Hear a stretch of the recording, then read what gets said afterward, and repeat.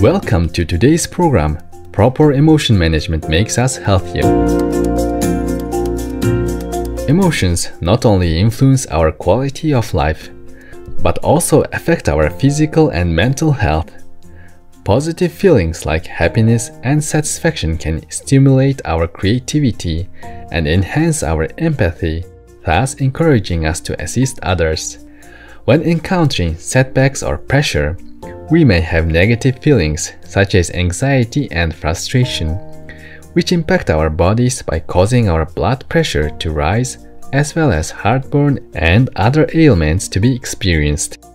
As our body and mind are intertwined, having a good mood is of great help to our overall health. When we are full of bliss and confidence, the result is that our immune system is enhanced, blood pressure is reduced, our muscles are strengthened, and new cells form in our brain, which can improve our memory.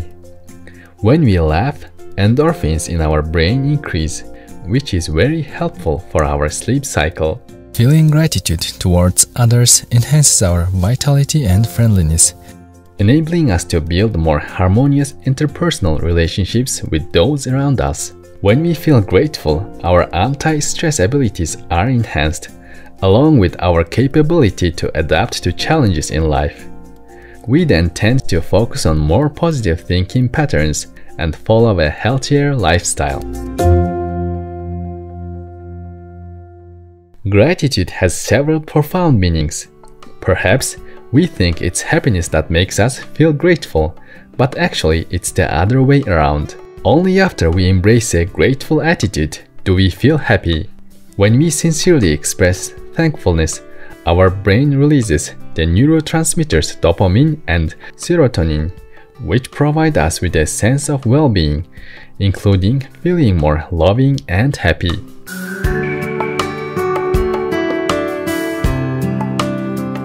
We all have the power to forgive.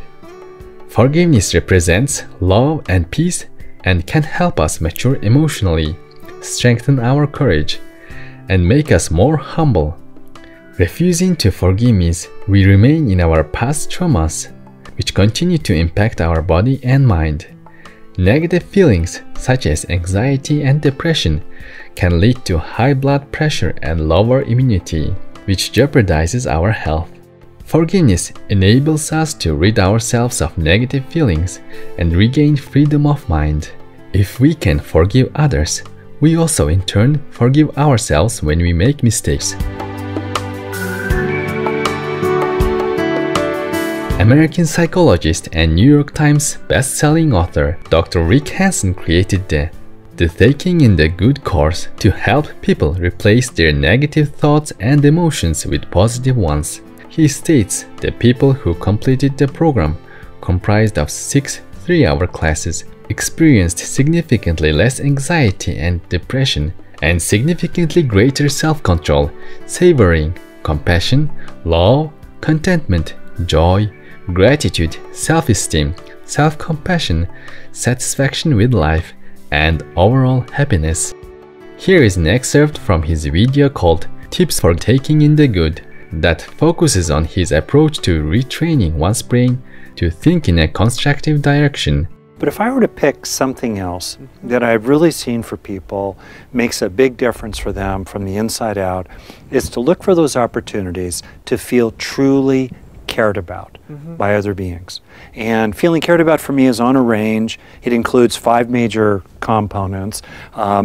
Start with feeling included, a sense of belonging, one that's legitimately available, or a sense of being seen, or at least someone's trying to understand you. Like I can watch you trying to understand me and what I'm saying here. Or third, feeling appreciated, feeling respected, feeling that you've actually contributed to others. Or feeling liked, or fifth, actually feeling loved. And it may seem somehow not utterly self-reliant to open to feeling cared about, but I think for most people that's where their deepest wounding is and their greatest longings, to feel more cared about by others. And also because we're the most social species on the planet, it's actually self-reliant to open to and reach for and take into yourself experiences of being really supported and cared about by others. Because then as you do that, you become more and more able to be independent and strong yourself, and thus fundamentally more self-reliant.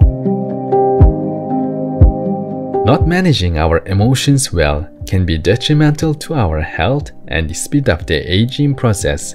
Cortisol, an anti-stress hormone, is secreted by the adrenal glands and an essential substance to regulate our system's stress response.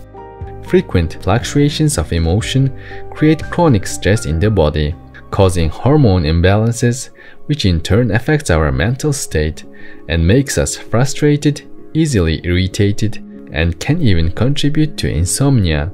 Tension can harm our immune system, thus weakening our resistance to sickness, and cause the shortening of telomeres, the protected repeated array of DNA At the end of our chromosomes.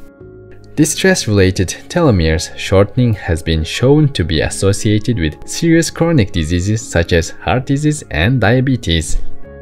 The emergence of negative feelings can mean that some of our needs or sentiments are ignored. Expressing our repressed feelings allow us a chance to reflect on ourselves and remind us to examine things with a more positive attitude. We can seek support and advice to dissolve the dissatisfactions in our hearts. If we are feeling down, we can think of things that make us happy, the people that we'd like to thank, or do something we like, such as listening to music, exercising, meditating, or practicing yoga.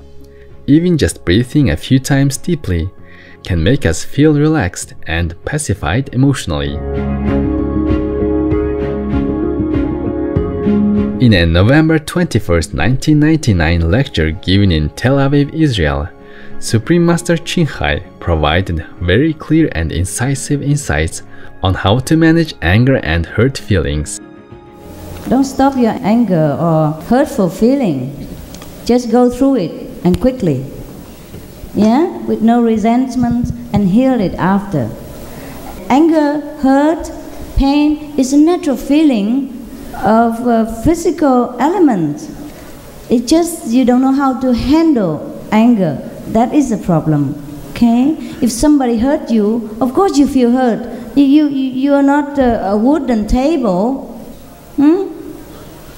And when people provoke you unreasonably, or you think that they provoke you, you're bound to be angry. And that is alright. But we must understand the nature of anger is not very constructive most of the time. So if we have to be angry, get it over with. Don't try to suppress too much your anger. You will be sick. You will be crazy. It's a natural feeling. Don't carry it too long. You drown yourself in anger. It's no good for yourself and for the party involved. Get angry, talk. You don't have to be sarcastic or hurtful when you talk. Just air your view and tell them that they make you angry because.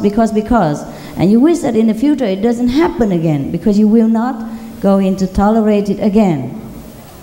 Air your view, finished, and love each other again. That's what I think. Most of the time when we were young, we were taught that we should not show anger, we should not show hurt, and so we keep repressing it, thinking it's no good, no good, no good. But this is too natural within us, we cannot help it. So we just let it be. But we just know the anger, the quality, and the real face of anger, and we're in control of it. And don't let the anger be our master, that's all. We just know, okay, I'm angry because you hurt me. If somebody hit you, you feel pain, and that's natural. So just say it. Because sometimes also misunderstanding. You tell to the party and he has also a chance to explain, no, I didn't mean that way, I mean this way. And then either way it will be good. If the person doesn't mean that, then you don't feel angry anymore. And if the person really mean that bad, and after he heard that you hurt, you pain, you're angry, he will change, he will understand, and it's good for both of you. Yes. Otherwise, we always say, you give me a headache, you are the pain in the neck, you are the pain in somewhere else, etc., etc. It's true, it's true. Anger suppressed can make you ill physically. So don't hurt yourself more by swallowing the poisonous anger within you, spit it out in a proper way.